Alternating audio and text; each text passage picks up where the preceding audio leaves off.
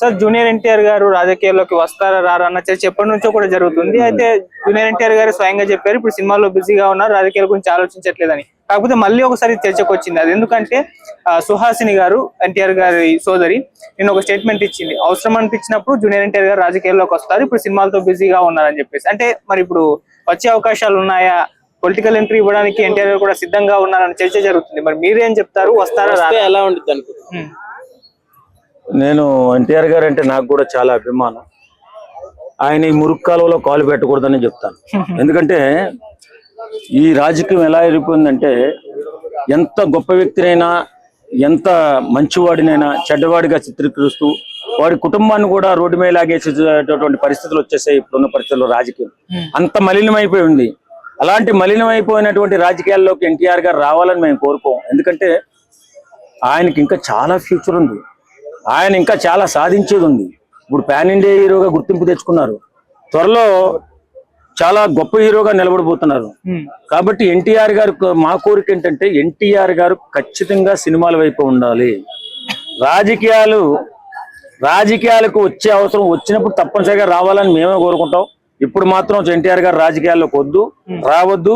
ఈ కుసిద్ధమైన ఈ నిరంకుశమైన ఈ రాజకీయాల్లో ఇప్పుడున్న పరిస్థితుల్లో అడుగు పెడితే తన్నే ఎలాంటి క్యారెక్టర్ లేని వ్యక్తిగా చిత్రీకరించి ఒక నీచుడిలా చిత్రీకరించి రోడ్డు మీద పడేసే పరిస్థితి ఉంది ఇప్పుడున్న రాజకీయాల్లో. కాబట్టి వాళ్ళ పెద్ద అత్తమ్మ చెప్పినా అక్క చెప్పినా ఇంకొకరు చెప్పినా ఎన్టీఆర్ గారు రాజకీయాల్లోకి రావద్దు.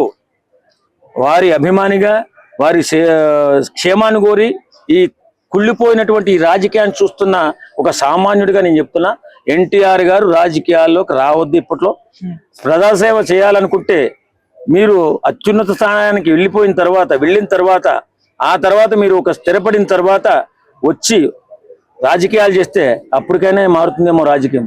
ఇలాంటి వ్యక్తులు వచ్చినందువల్ల ఈవేళ పవన్ కళ్యాణ్ గారు రాజకీయాల్లోకి వచ్చి ఎన్ని ఇబ్బందులు పడుతున్నారో మనం అంతా కళ్ళారా చూస్తున్నాం. అలాంటి వ్యక్తిత్వం ఉన్న మనిషి, గొప్ప వ్యక్తిత్వం ఉన్న మనిషి పవన్ కళ్యాణ్ గారు ఈ రోజు ఎన్నో రకాలైన మాటలు పడుతూ కుటుంబాన్ని తిట్టించుకుంటూ భార్యాబిడ్డలను తిట్టించుకుంటూ కానీ పేద ప్రజలకి సాయం చేయాలనే అకుంఠిత దీక్షతో తిరుగుతున్నాడు పవన్ కళ్యాణ్ గారు.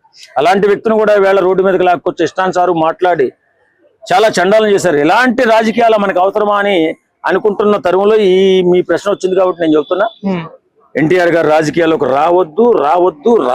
ఒకవేళ వస్తే టీడీపీలోనే ఉంటారా లేకుంటే వేరే పార్టీలో జాయిన్ అయ్యే అవకాశం ఉందా? వస్తే టీడీపీకి ఎప్పుడు తన అవసరం వచ్చిన పార్టీలోకి వస్తా అన్నట్లు కూడా కామెంట్ చేశారు. వస్తే ఎలా ఉంటుంది అనుకో?